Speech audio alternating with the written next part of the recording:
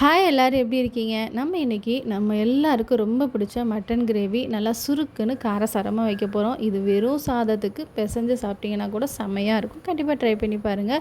இப்போ இந்த mutton gravy செய்கிறதுக்கு ஒரு 1/4 கிலோ மட்டன் எடுத்து ஃபஸ்ட்டு மஞ்சத்தூள் உப்பு போட்டு ஒரு 2-3 டைம் நல்லா வாஷ் பண்ணி எடுத்து வச்சுக்கலாம்.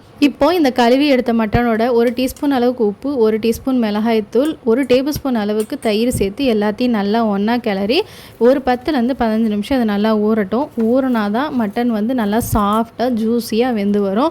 இப்போ இது ஊறிட்டு இருக்கிறதுக்குள்ளே நம்ம வெங்காயம் கட் பண்ணிக்குவோம். நான் சின்ன வெங்காயம் வந்து ஒரு 10-15 வெங்காயம் எடுத்து அதை நல்லா பொடியாக கட் பண்ணி எடுத்துக்கிட்டேன். நீங்கள் இந்த சின்ன வெங்காயத்துக்கு பதிலாக பல்லாரி வெங்காயம் போட்டிங்கன்னா சின்ன சைஸாக எடுத்து அதை நல்லா பொடியாக கட் பண்ணிக்கோங்க. ஏன்னா பல்லாரி வெங்காயம் பார்த்திங்கன்னா டிஷ்ஷுக்கு வந்து ஒரு ஸ்வீட்னஸ் கொடுக்கும். ஆனால் சின்ன வெங்காயம் அப்படி இருக்காது, கொஞ்சம் காரமாக இருக்கும். அதனால் சின்ன வெங்காயம் தான் இதுக்கு ரொம்ப நல்ல டேஸ்ட்டை கொடுக்கும். முடிஞ்ச அளவுக்கு சின்ன வெங்காயம் சேர்த்து பாருங்கள். இப்போ வெங்காயத்தை கட் பண்ணதுக்கப்புறமா அடுப்பை பற்ற வச்சுட்டு நம்ம குக்கரை வச்சுட்டு 1 டீஸ்பூன் நல்லெண்ணெய், 1 டீஸ்பூன் தேங்காய் எண்ணெய் சேர்த்துட்டு அதோட ஒரு சின்ன துண்டு பட்டை, 2 ஏலக்காய், 3 கிராம்பு சேர்த்துட்டு அதோட கொஞ்சம் கருவேப்பிலையும் சேர்த்துக்குவோம். இப்போ இது எல்லாம் நல்லா வெடித்ததுக்கப்புறமா நம்ம கட் பண்ணி வச்சுருக்க வெங்காயத்தை சேர்த்துட்டு மீடியம் ஃப்ளேமில் வெங்காயத்தை நல்லா வதக்கிக்கலாம்.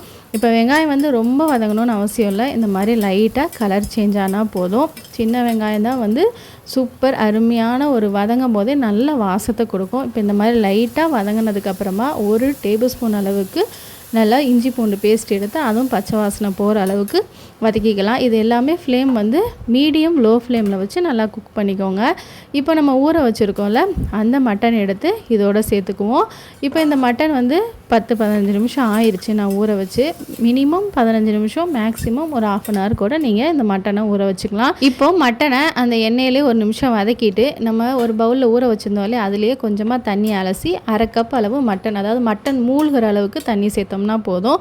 இப்போது மட்டனுக்கு வந்து கொஞ்சம் உப்பு பத்தாமல் இருந்தது, அதனால் திரும்ப ஒரு 1/4 டீஸ்பூன் அளவுக்கு உப்பு சேர்த்தேன்.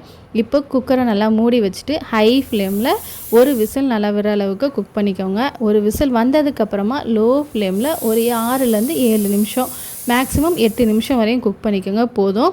இப்போ அடுப்பை ஆஃப் பண்ணிடலாம். இந்த 8 நிமிஷத்துக்குள்ளே சில சமயம் ஒரு விசில் வரவும் செய்யும், சில சமயம் விசில் வராமையும் இருக்கும். உங்கள் குக்கரை பொறுத்து விசில் வந்து வரதும் வராததும் இருக்கும். அதனால் விசில் வரலைன்னா கவலைப்படாதீங்க. டைம் மட்டும் 7 நிமிஷம் 8 நிமிஷம்னு கணக்கு வச்சு பண்ணிக்கோங்க.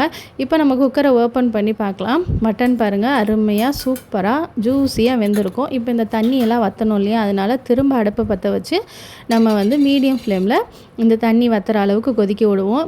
இந்த தண்ணி லைட்டாக வற்றினதுக்கப்புறமா 1 டீஸ்பூன் மிளகுத்தூள் சேர்த்துக்கோங்க. மிளகுத்தூள் இந்த அளவுக்கே வந்து நல்லா காரம் சுருக்குன்னு இருக்கும். ஏன்னா நம்ம இதிலே ஃபஸ்ட்டே வந்து மிளகாய்த்தூளும் சேர்த்துருக்கோம். உங்களுக்கு வேணும்னா இன்னும் நல்லா காரசாரமாக இருக்கணும்னா இன்னும் கொஞ்சம் நீங்கள் பெப்பர் பவுடர் கூட ஆட் பண்ணிக்கலாம். இப்போ பாருங்கள் ஒரு 2 நிமிஷத்துலேயே எல்லா தண்ணியும் வற்றி நல்லா சூப்பரான அருமையான கிரேவி ரெடி ஆகிடுச்சு. அவ்வளோதான், செய்கிறது ரொம்ப ரொம்ப சிம்பிள் தான், ரொம்ப ஈஸியானது. நம்ம ஊற வைக்கிற டைம் மட்டும்தான் ஒரு 15 நிமிஷம் 20 நிமிஷம் ஆகும். ஊற வச்சிட்டோன்னா நம்ம அடுப்பை பற்ற வச்சு செய்கிறதுக்கு 10 நிமிஷம் தான் ஆகும். அதனால் சூப்பரான கிரேவி ரெடி ஆகிடுச்சு.